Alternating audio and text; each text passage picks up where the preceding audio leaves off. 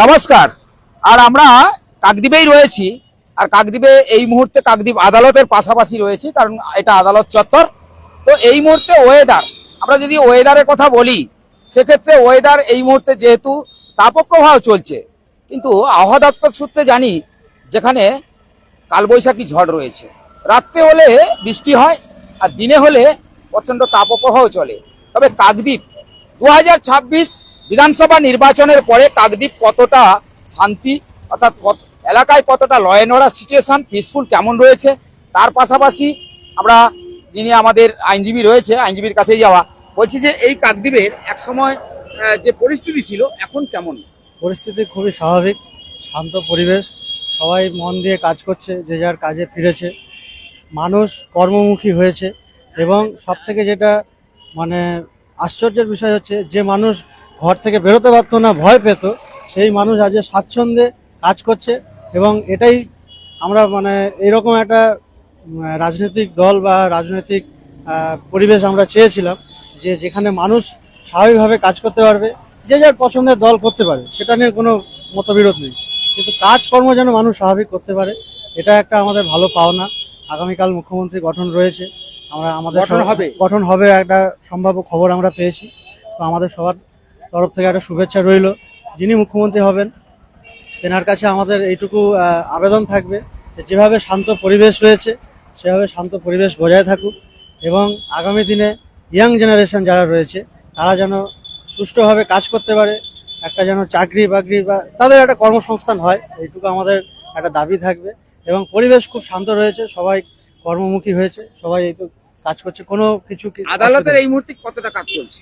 আদালতে কাজ চলছে, যেমন সুষ্ঠুভাবে কাজ হতো আগে তেমন চলছে। আদালত একদম শান্তভাবে, সবাই বিচার প্রার্থীরা আসছে, বিচার পাচ্ছে, চলছে।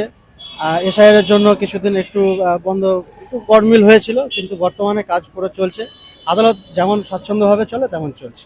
তো সেক্ষেত্রে দেখা গেছে যে এই ভোটের সময় যেভাবে ল অ্যান্ড অর্ডার সিচুয়েশন, যেহেতু সরকার পরিবর্তন হয়েছে, এখনো যদিও মুখ্যমন্ত্রী গঠন হয়নি, তবে হবে।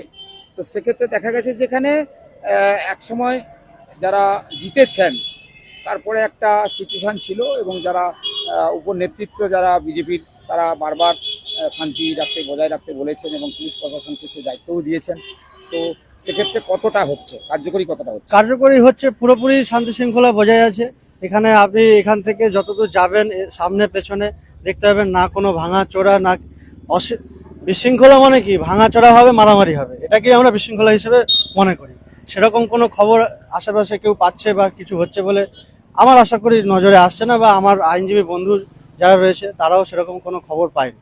তা আমার মতে শান্তি শৃঙ্খলা বজায় আছে, এবং এটাই যাতে শান্তি শৃঙ্খলা বজায় থাকে এটা আমরাও চাই।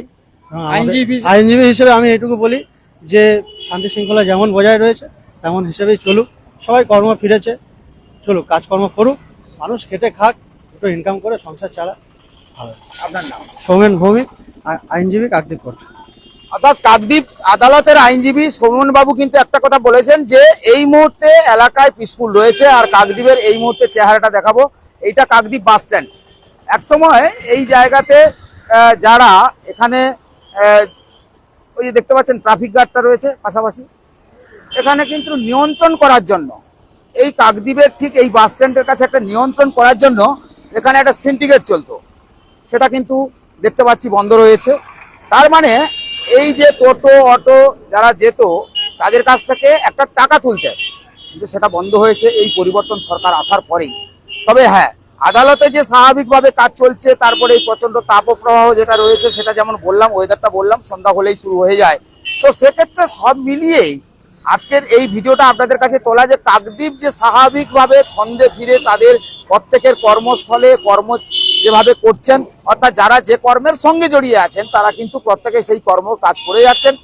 তবে আগামী দিন দেখার যে এই যে পরিবর্তন সরকার, যারা বিভিন্ন সময় বিভিন্ন যে প্রতিশ্রুতি দিয়েছে, কথা দিয়েছে সাধারণ মানুষকে, সেটা কতটা কার্যকরী হয় সেটাই কিন্তু দেখার। সবাইকে বলবো ভালো থাকবেন, আর আগামী দিনে ঠিক এইরকমই ভিডিও পেতে গ্রামীণ কৃষি শিল্প সমাচার পেজে থাকবেন।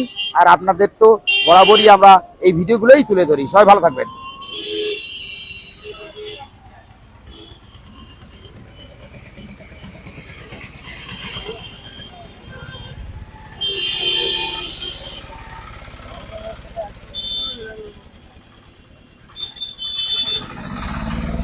চল